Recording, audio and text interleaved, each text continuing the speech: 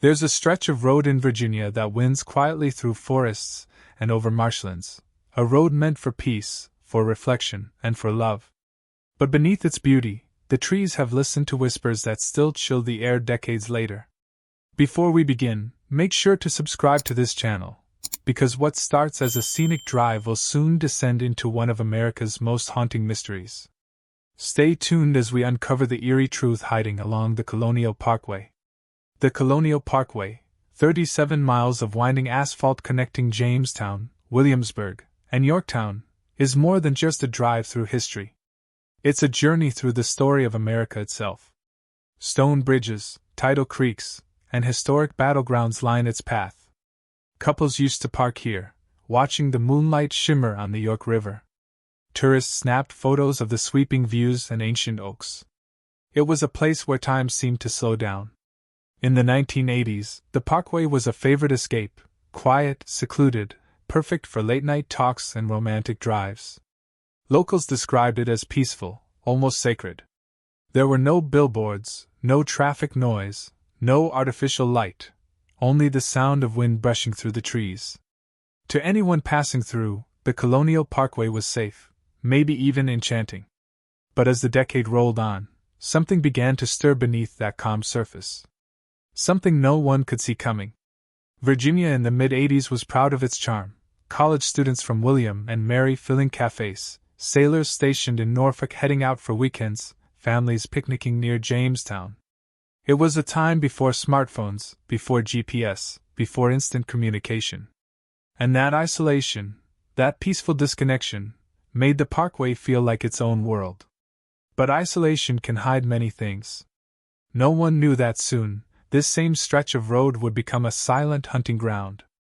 Before the headlines, before the fear, before the investigators came with their sirens and cameras, there was only stillness. The kind that feels peaceful at first, until you notice how absolute it really is. In those days, few thought twice about parking off the Parkway's pullouts. Lovers met there to talk, to share quiet moments, to get away from watchful eyes.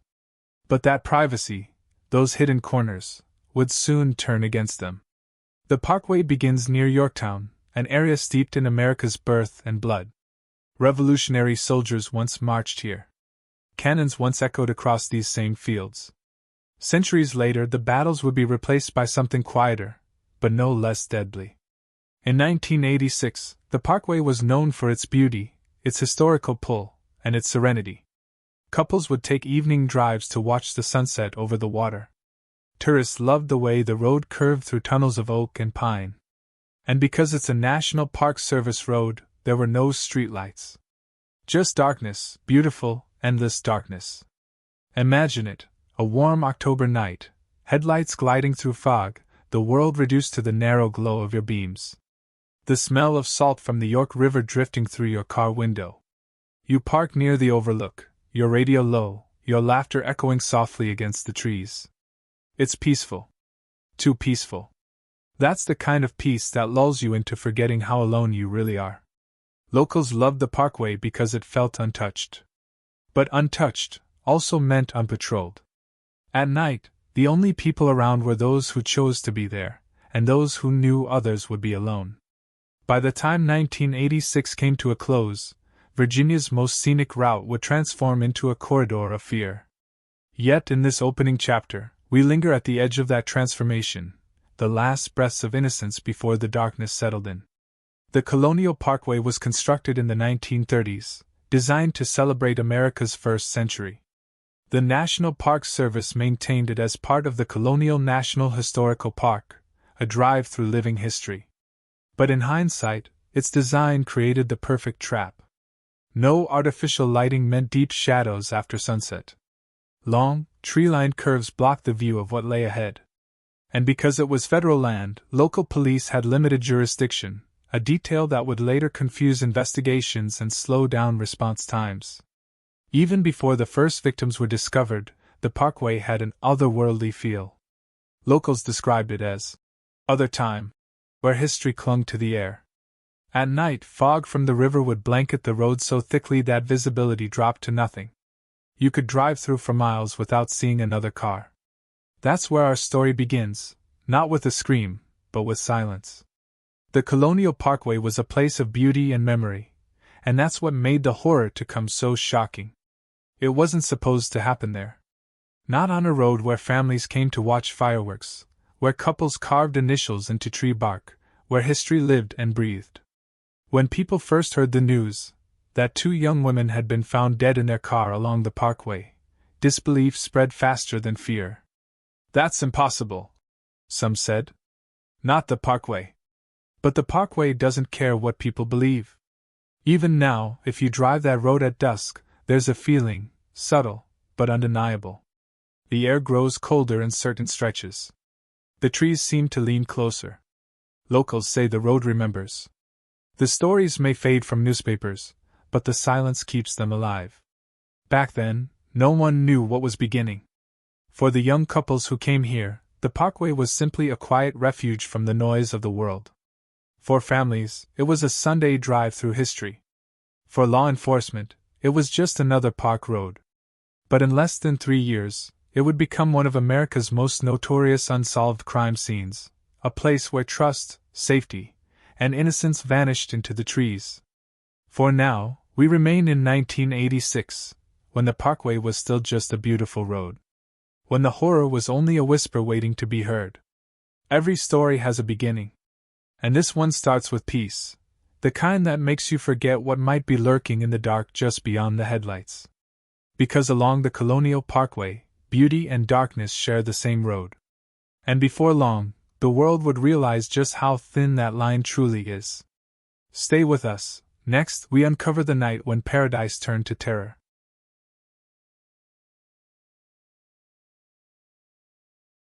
It began with a night that felt ordinary. Two friends parked beside the water, their laughter echoing softly through the autumn air. But by morning, that same peaceful shoreline would become the scene of a nightmare that would haunt Virginia for decades. This is the story of the first killings along the Colonial Parkway. The night that turned a quiet lover's lane into a place of fear. On October 9, 1986, a white Honda Civic sat hidden along a remote turnout near the York River. Inside were Kathy Thomas, a 27-year-old former Naval Academy graduate, and Rebecca Dowski, a 21-year-old student from the College of William and Mary. They weren't strangers to the road. Locals often came here to talk, to escape, to breathe. The parkway was known for privacy, a haven for couples. But that night something, or someone, found them first. When dawn broke, everything seemed calm, until a passing motorist noticed a car partly submerged near the overlook. It looked abandoned. But as police arrived, what they found inside that vehicle would change the course of the investigation forever. The Honda's doors were locked. Inside, the bodies of Kathy and Rebecca lay crumpled together. There was no sign of a struggle outside the car, no broken glass, no footprints leading away, no evidence of a chase. It looked almost staged, quiet, precise, deliberate. Both women had been strangled. Their throats were cut. And yet, there was something even stranger. There was no sign of robbery. Purses, jewelry, and personal items were still inside. Nothing had been taken. Investigators would later note that the car seemed to have been pushed, or rolled, down the embankment toward the river, perhaps in an attempt to hide it.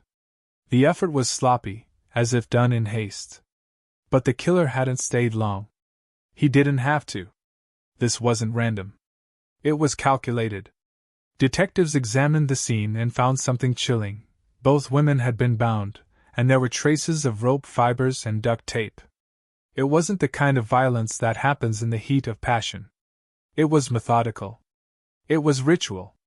Kathy Thomas had served as a naval officer, strong, disciplined, known for her sharp intuition. Rebecca Dowski was bright and kind, deeply involved in her studies. Their friendship had grown through shared moments and quiet conversations. That night, they planned to meet, talk, maybe drive the parkway before heading home. No one could have imagined that drive would be their last. When the case first broke, the community was stunned. The Colonial Parkway was sacred ground, a piece of American history. For something this brutal to happen there felt impossible. But as the shock faded, a new fear took hold. because detectives couldn't explain it. The newspapers called it the Lovers' Lane Murders. The public saw a pattern: 2 young women, alone, in a parked car, on a dark, isolated road. No robbery. No sexual assault. Just sudden, silent death. And somewhere in the shadows, someone was watching. The FBI quickly joined the investigation. Since the parkway was federal land, jurisdiction fell to them. But even with federal resources, there were no fingerprints, no eyewitnesses, and no murder weapon. It was as though the killer had vanished into the night, leaving behind only fear. The first theories came fast. Some speculated it was a random act of road rage. Others thought it might have been a hate crime, a targeted attack. But soon, the details painted a more sinister picture. Whoever had done this had control. He was calm. He knew how to handle victims without leaving chaos. That precision suggested someone who had training, maybe military, maybe law enforcement. Someone who knew how to gain trust, how to make 2 women lower their guard without a fight. Could he have posed as an officer? Stopped them under the guise of authority? It wouldn't be the last time that theory came up. In the following days, detectives canvassed the area. Dozens of interviews. No leads. No witnesses who had seen the women after 10 p.m. that night. The parkway was too quiet, too isolated. The killer had chosen well. As weeks turned to months, the FBI explored every angle. There were reports of vehicles parked suspiciously at overlooks. Unconfirmed sightings of a dark sedan. But no single clue could tie it together. For the families of Kathy and Rebecca, it was unbearable. They wanted answers, closure, anything. But what they received was silence. Then came the first whisper: what if this wasn't a one-time thing? What if the killer wasn't finished? Music shifts, eerie, slow strings. The evidence suggested the attacker had patience, that he waited for the right time and the right place. No signs of panic, no rushing. He'd taken his time. And when he left nothing behind but questions. This wasn't random violence. It was personal, planned, and practiced. In hindsight, investigators would later recognize the pattern starting here, the hallmarks that defined the Colonial Parkway murders. Young couples or pairs of friends, secluded areas, often near water, vehicles found near the crime scene, undisturbed. No signs of robbery or sexual motive, and a method that suggested control, not chaos. In 1986, though, this pattern was invisible. All they saw were 2 women gone too soon, and a crime scene that refused to speak. Reporters asked if people should avoid the road. The FBI said there was no cause for panic. But those who lived nearby, they knew. Something had changed. The parkway didn't feel safe anymore. Every passing car looked suspicious. Every parked vehicle made drivers uneasy. What once was a road for love and reflection had become a road of fear. And for months, it seemed that fear would fade, that maybe, just maybe, the horror had ended with Kathy and Rebecca. But it hadn't. This was only the beginning. Because over the next 3 years, the Colonial Parkway would become the center of a nightmare no one could escape, a pattern of killings so precise, so consistent, that investigators would eventually realize they were dealing with something far darker than coincidence. But on that first night in 1986, none of that was known. There was only confusion, disbelief, and grief. 2 lives lost, 1 mystery born. The Colonial Parkway was meant to preserve history, but that night, it created its own. A story written not in stone or ink, but in silence, water, and blood. Stay with us. Next, we trace the shadows that connected the victims, and the chilling pattern that began to emerge.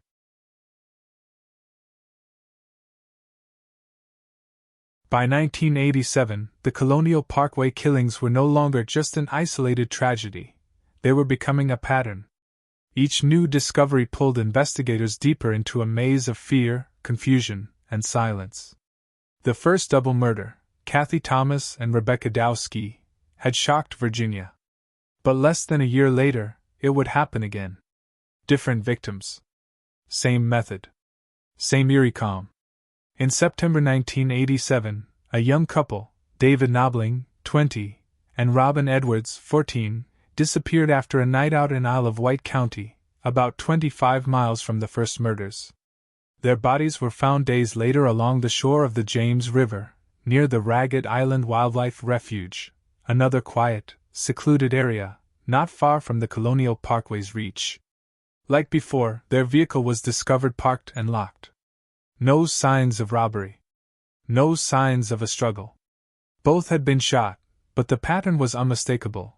2 victims, in an isolated location, murdered without clear motive. The killer hadn't left chaos behind, he left control. Detectives started to wonder, was this coincidence? Or was someone hunting along Virginia's most scenic routes? Then, the next tragedy struck. In April 1988, another couple, Cassandra, Sandy Haley 18, and Keith Call, 20, vanished after a college party in Newport News. Their car, a red Toyota Celica, was found abandoned along the Colonial Parkway, doors open, keys in the ignition, personal items untouched. But this time, there were no bodies. Only the empty car and the suffocating silence of the woods. Search teams scoured miles of shoreline, marshland, and trails. Boats combed the river. Helicopters circled overhead. Nothing. Not a single clue. It was as if the 2 of them had simply vanished into the fog. The parallels were impossible to ignore. 2 young people, an isolated road, no robbery, no signs of struggle, no witnesses. And then, nothing but silence. By now, fear was spreading fast. News stations called it the Colonial Parkway Murders. And for investigators, the idea of a serial killer no longer sounded like speculation. It sounded like reality. The FBI began building profiles. The working theory: the killer had a plan, a consistent pattern, targeting pairs, often young couples, in private or romantic settings. He knew how to move quickly. He left no signs of struggle, which meant the victims likely trusted him, or feared him too late. One chilling possibility emerged: the killer could have been impersonating law enforcement. Imagine it: a dark car pulling up behind you on an unlit road. A flashlight beams through your window. A voice says, "Step out of the vehicle." Who wouldn't comply? Especially in the middle of the night, on federal land patrolled by park rangers and police. If that theory was true, it explained everything: no signs of resistance, no broken windows, no high-speed chases. Because the victims believed they were safe, until they weren't. But even with mounting evidence, the case stayed cold. Then, in September 1989, the horror returned. Another couple. Another lonely road. Another silence broken by the discovery of death. Daniel Lauer, 21, and Anna Maria Phelps, 18, vanished while driving from Virginia Beach to Amelia County. They never made it home. Their car was found abandoned at a rest stop off Interstate 64, near New Kent County, less than a mile from the Parkway corridor. For weeks, there were no answers. Then hunters stumbled upon skeletal remains deep in the woods nearby. 2 bodies, laid side by side beneath a blanket. Just like before, there were no signs of robbery. No forced entry. No reason. 4 pairs of victims. 8 lives. 3 years of terror. By this point, investigators from the FBI, state police, and multiple counties were working together, comparing details line by line. Different victims. Different methods: strangulation, gunshot, disappearance. But the signature remained: couples, cars, isolation, and absolute silence. The FBI's behavioral analysis team built a profile. They described a white male, likely in his 30s or 40s during the late 1980s. Intelligent. Controlled. Possibly connected to law enforcement, or the military, someone who could move unnoticed in uniform or with authority. He might have known the area intimately, its turns, overlooks, and blind spots. He didn't need to chase his victims. He was already waiting for them. That idea sent shivers through the community. Because if the killer was someone in uniform, then the very people meant to protect them might have been the ones they feared most. But despite mounting theories, the case stayed frozen. Forensic tools were limited. DNA testing was in its infancy. Leads vanished faster than they appeared. Investigators had the map, the pattern, the fear, but not the face. Over the next few years, rumors spread across Virginia. Some said the killer had moved on. Others whispered he'd never left. People avoided the parkway after dark. Lovers who once parked by the water now kept their windows rolled up and engines running. The once beautiful road became a place of ghosts. And then, the killing stopped. No new victims. No new clues. Just silence. But silence can be deceiving. Investigators knew that serial offenders often pause, changing locations, shifting methods, adapting. Maybe he'd left Virginia. Maybe he'd been caught for something else. Or maybe he'd simply learned to disappear. Years later, advancements in DNA testing would reopen parts of the investigation. Evidence preserved from the 1980s was tested again. But even as technology improved, the identity of the Colonial Parkway killer remained hidden. 8 victims. 4 pairs. 3 years. 1 killer, or possibly more. The Colonial Parkway murders weren't just crimes. They were messages, deliberate acts meant to terrorize without reason. Every clue pointed toward intelligence, patience, and confidence. This wasn't someone acting out of impulse. This was someone who believed he could never be caught. Theories flourished. A serial killer targeting lovers. A disgraced ranger or police impersonator. Maybe even multiple killers working separately but following the same ritual. Each theory brought hope.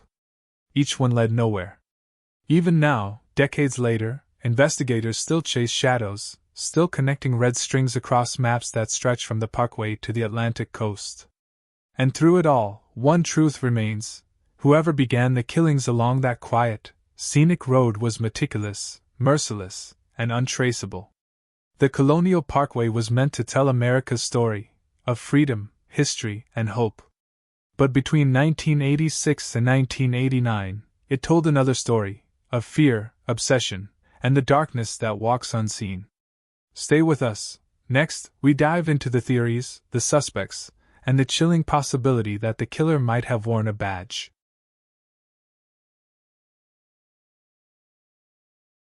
When the killing stopped, the fear didn't.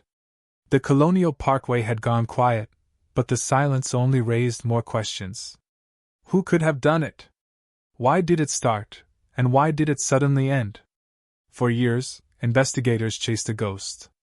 A phantom who left no fingerprints, no witnesses, no clear motive.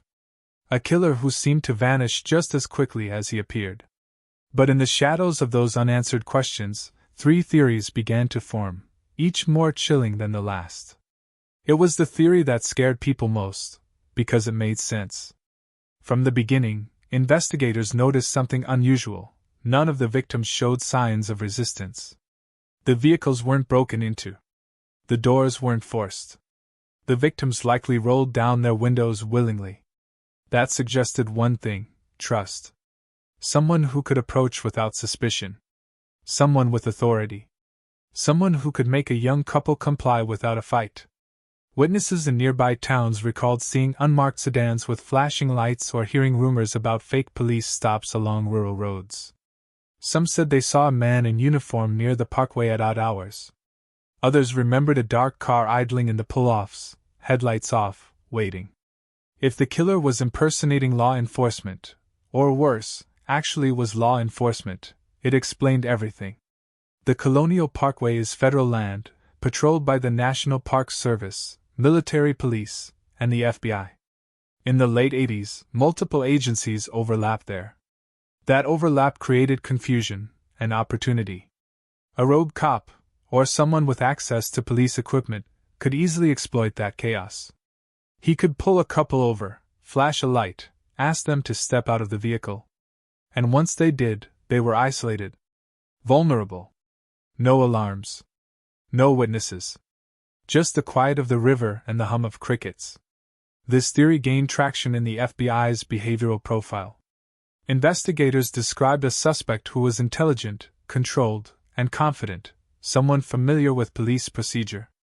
But there was a darker implication. If the killer was a member of law enforcement, then the very system built to stop him was protecting him, unknowingly or not. Still, there was no direct evidence. No uniform found. No witness who saw the killer's face. Just a terrifying possibility that the victims didn't run because they believed they were safe.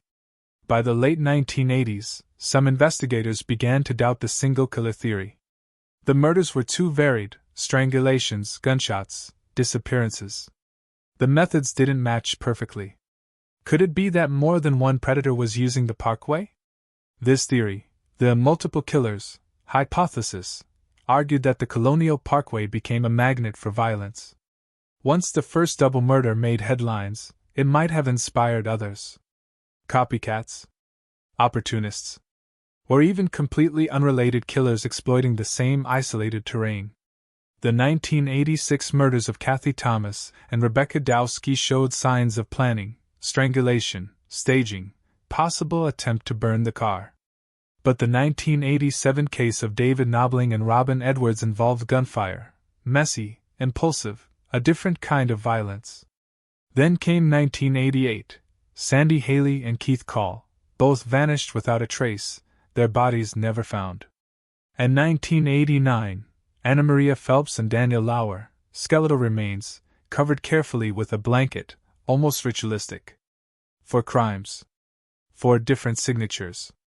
If it was one killer, he was evolving fast, changing weapons, methods, and approach. If it was several, then the Parkway wasn't haunted by a single monster, but by the idea of one. To this day, law enforcement remains divided. Some argue that the timeline, distance, and victim type point to a single person. Others insist that the inconsistencies are too large to ignore.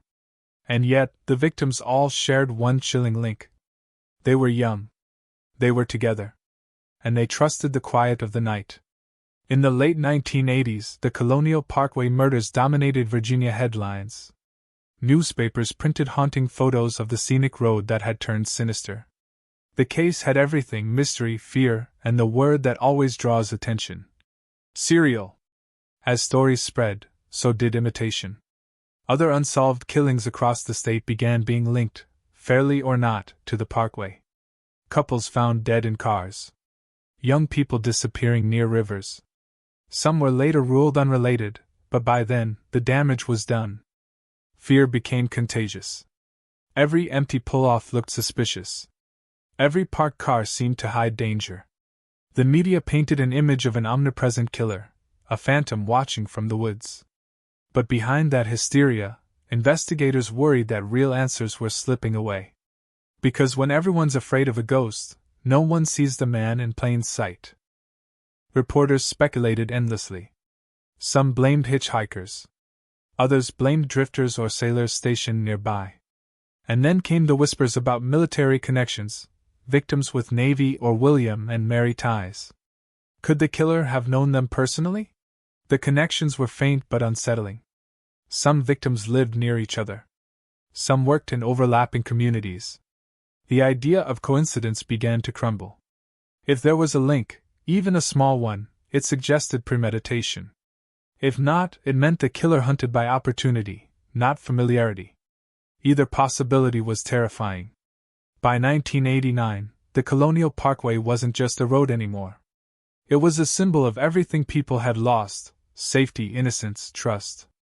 Locals stopped driving it after sunset. Lovers avoided the overlooks that once promised privacy. Even rangers admitted they felt uneasy on late patrols. The fear ran deeper than crime. It became personal. For the first time, people looked at the badges meant to protect them and wondered, could the killer wear one too? And for the investigators still working the case, that question lingered like a shadow they could never shake. Years later, retired agents would describe the frustration. "We had everything but the face," one said. Another admitted, "It's the kind of case that follows you home." The Colonial Parkway Murders became one of the FBI's longest-running unsolved cases. Every new theory promised closure. None delivered it. Maybe it was one man, hidden behind authority. Maybe it was more than one, each feeding off the fear left behind. Or maybe the truth lies somewhere in between, in the overlap of chaos and calculation. The Colonial Parkway remains beautiful, but beneath that beauty lingers the same question that's haunted Virginia for nearly 4 decades. Who was behind it? Stay with us. Next, we follow the case into the years of silence, when hope began to fade and evidence gathered dust in the dark.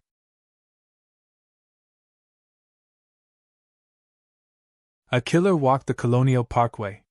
He struck again and again. And then, he vanished. For a few years, the murders consumed Virginia's law enforcement. FBI agents, state police, and park rangers poured thousands of hours into the search. The evidence filled boxes, shelves, and file cabinets. But as the 1980s gave way to the 1990s, those same boxes began collecting something else: dust. This is the story of how one of America's most haunting serial cases went cold, and how decades later, new technology began to thaw it back to life. From the moment the first double homicide broke in 1986, the Colonial Parkway was swarmed by investigators. The FBI took command quickly, calling it a priority case due to federal jurisdiction over the scenic byway. More than 150 agents were assigned at the peak of the investigation. Helicopters scanned the woods. Dive teams searched rivers. Every piece of evidence, every fiber, every hair, every photograph, was catalogued and analyzed. But the killer stayed invisible. There were no fingerprints, no eyewitnesses, no weapons. The parkway itself worked against them, an open, public stretch of road bordered by miles of dense trees and tidal marsh. It was a place where evidence could vanish in a single rainstorm. Still, the FBI pressed on. They mapped patterns, cross-referenced victims, interviewed hundreds of potential witnesses. At one point, they even brought in behavioral analysts from Quantico to construct a psychological profile. The conclusion was chilling. An organized, intelligent offender. Likely familiar with law enforcement procedures. Confident, methodical, socially functional.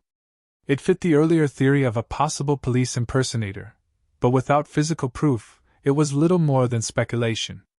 Every promising lead led to another dead end. By 1990, the murders had stopped. The FBI was still investigating, but momentum had slowed. Without new crimes, there was no new evidence, only the echo of unsolved violence.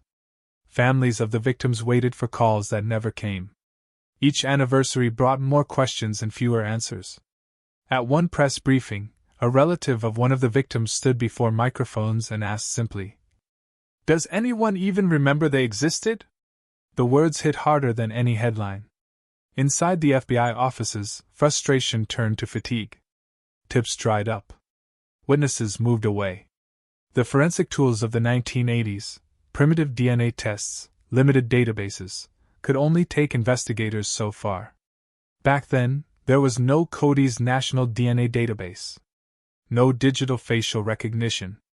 Even fingerprint matching required manual comparison, one card at a time. So, as leads evaporated, the Colonial Parkway Murders slid quietly into the category that every detective dreads: cold case. To understand why the case froze, you have to understand the technology of the time. In 1989, DNA analysis was in its infancy. Only a handful of labs in the country could process it, and even then, the material had to be nearly pristine. A single degraded sample, a hair exposed to moisture, a fiber contaminated by handling, could render an entire test useless. Crime labs relied on serology, blood typing, and trace comparison, techniques that could hint at a match, but never prove it beyond doubt. Add to that the fact that the parkway stretched through federal land, meaning jurisdiction overlapped between the FBI, local sheriffs, and the National Park Service. Each had its own reports, evidence chains, and procedures. Coordination was difficult. Some files were misplaced. Others duplicated. Communication gaps grew wider as years passed and agents retired or transferred. The case had become a puzzle scattered across different departments, each holding pieces the others didn't even know existed. For the families, time didn't dull the pain. It deepened it. Every October, they gathered to honor the victims, laying flowers, reading names, demanding answers.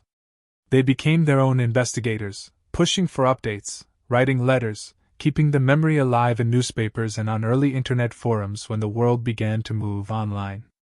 In the 1990s and early 2000s, they began pressuring the FBI to reopen the case. Some even filed Freedom of Information requests, desperate to know whether the killer was still being pursued. Their persistence mattered. Without it, the Colonial Parkway murders might have faded entirely into obscurity. Decades later, a new generation of investigators returned to the old evidence. By now, technology had caught up to the mystery. Advances in forensic science, particularly in DNA testing and genealogical analysis, had revolutionized cold case work. In 2010, whispers began to circulate that samples from the Colonial Parkway murders had been re-examined using updated methods. The results were promising: partial DNA profiles, trace biological material that might not have meant much in the 80s but could be gold in the modern age. Investigators quietly retested clothing, rope, and hair fibers. They used techniques that didn't exist when the crimes were fresh: mitochondrial DNA sequencing, touch DNA recovery, and digital fingerprint enhancement.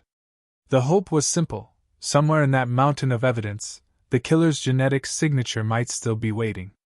Even more encouraging was the rise of forensic genealogy, the same tool that unmasked the Golden State Killer. It allowed detectives to build family trees from tiny DNA fragments, connecting suspects to relatives who'd uploaded data to public ancestry databases. If the Colonial Parkway Killer had any surviving relatives, even distant ones, science could now trace him. For the first time in decades, the case that had gone silent began to whisper again. In 2018, the FBI publicly confirmed that modern testing was underway. It was the first official sign in years that the case was active. Agents revisited crime scenes, interviewed relatives of the victims, and recatalogued evidence. The goal: to digitize every photograph, every report, and every physical sample, creating a searchable database that could finally reveal overlooked connections. The families were cautious but hopeful. They'd seen promises before, but something felt different this time. Technology had solved cases once considered impossible. And then came a revelation: previously undisclosed crime scene photos, accidentally released in 2009 through an internal error, showed just how methodical the killer had been. The release reignited public attention and forced the Bureau to revisit inconsistencies in its original findings. The renewed spotlight meant more tips, new witnesses coming forward after decades of silence. People who had lived near the parkway in the 80s began recalling strange encounters, unusual vehicles, unexplained disappearances. The ghosts of the past were speaking again. But time doesn't wait. Not for investigators, not for evidence. Files degrade. Memories blur. Witnesses pass away. For those who spent years chasing the Colonial Parkway Killer, the case became both an obsession and a burden. Retired agents described it as a wound that never healed. One said, "It's not that we failed. It's that the case refused to let us win." Even now, some evidence is too fragile to test. Other pieces have gone missing over the decades. The truth may lie in a box mislabeled, a report forgotten, a fragment of DNA that modern machines haven't yet detected. And yet, hope remains. Because the science keeps improving, and the killer, wherever he is, left traces he couldn't erase.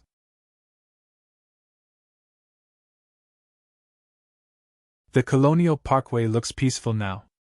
Sunlight filters through the trees. The York River glimmers in the distance. To a stranger, it's just another beautiful drive through Virginia's history. But for those who know its past, every curve and overlook carries a shadow. Because beneath that calm surface, the memory of 4 double murders still lingers, unsolved, unanswered, and unforgettable.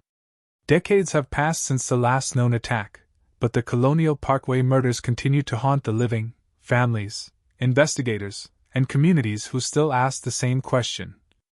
Who did this? And why haven't we caught them? If you drive the parkway today, you'd never guess what happened here. The air feels still. The trees have grown thicker. The pull-offs, those quiet, scenic stops where couples once watched the sunset, are mostly empty now. Locals will tell you they still avoid them after dark. Not out of superstition but respect. Because this road remembers. Every leaf, every mile marker, every whisper of wine through the pines, it carries echoes of the past. More than 35 years later, the pain still feels fresh to the families. Their stories aren't just about loss. They're about persistence, the refusal to let time erase truth. One father says, "You never stop wondering. Every time I see a patrol car, every time I hear of a new case, I think, maybe this time." Another mother, voice trembling, says, "It's not the years that hurt. It's the silence." These families became advocates, historians, and investigators in their own right. They've organized vigils, petitioned the FBI, and even connected with cold case experts across the country. Without them, the Colonial Parkway might have faded into the fog of forgotten crimes. Instead, they've kept its story alive, not out of morbid fascination, but out of love and duty. In recent years, federal agents have revisited every file, every scrap of evidence, using tools that didn't exist when the murders first happened. Forensic genealogy, the same technique that caught the Golden State Killer, is now being applied to the Colonial Parkway case. Tiny fragments of DNA once thought useless are being re-examined under advanced microscopes and high-resolution scanners. Every fiber, every trace of skin cell, every hair sample collected from those scenes in the 80s has a new chance to speak. The FBI and Virginia State Police remain tight-lipped about specifics, but insiders confirm that some material yielded partial genetic profiles. They're small breakthroughs, but breakthroughs nonetheless. And while no arrests have been made, those close to the case say this new data could finally connect the dots that investigators missed decades ago. One former agent, now retired, put it simply, "Science doesn't forget. It just waits for us to catch up." The Colonial Parkway murders became more than just an unsolved case. They became a legend, whispered through generations. In Virginia, parents warned their kids about parking on back roads. Locals passed along stories of mysterious lights and unmarked cars. Even tourists, driving the scenic route today, say they can feel something, a tension in the air, a sense that the road itself is watching. But beyond the myths lies something deeper, a community that never truly healed. The fear changed habits. People stopped trusting strangers. The Parkway, once a symbol of romance and history, became a reminder that evil can hide in the most ordinary places. For investigators, the case became a personal wound. Many retired without closure. Some carried their files home, unable to let go. One former detective once said, "The worst part isn't not knowing who he was, it's not knowing why we couldn't stop him." For the families, the pain never left. They grew older, but the questions stayed young. Who was capable of such cruelty? Did they live among them, perhaps still do? Did they move away, blend in, disappear into the crowd? And for the rest of Virginia, the Colonial Parkway stands as both memorial and warning. It reminds everyone that darkness can live quietly beside beauty, unseen, but never gone. Every year, small groups gather near Yorktown or Williamsburg to remember. They light candles, read names, and promise never to stop searching. They speak of the victims not as statistics, but as people, students, friends, daughters, sons, all taken too soon. It's not just remembrance. It's resistance, a quiet defiance against the idea that time erases truth. Because every new test, every fresh lead, every bit of progress made in a lab somewhere brings hope. The families believe that one day, someone will open a file, test a single piece of evidence, and the computer will return a match, a name. And when that happens, the Parkway will finally exhale. Still, one question lingers, whispered every time someone drives that lonely stretch of road. Is the killer still out there? Could he be living quietly somewhere, older now, confident that time has erased his tracks? Or did he die with his secret, leaving the truth buried forever in the silence between those trees? No one knows. But what's certain is that the Parkway hasn't forgotten, and neither have those who still wait for justice. Time changes everything, landscapes, memories, even fear. But some stories remain, echoing through generations, waiting to be finished. The Colonial Parkway murders began with love stories, young couples, quiet nights, open roads. They ended with mystery, loss, and silence. And until the day the truth finally comes to light, the Parkway will remain what it has always been, a place of beauty haunted by what it remembers. This case isn't over. Not yet.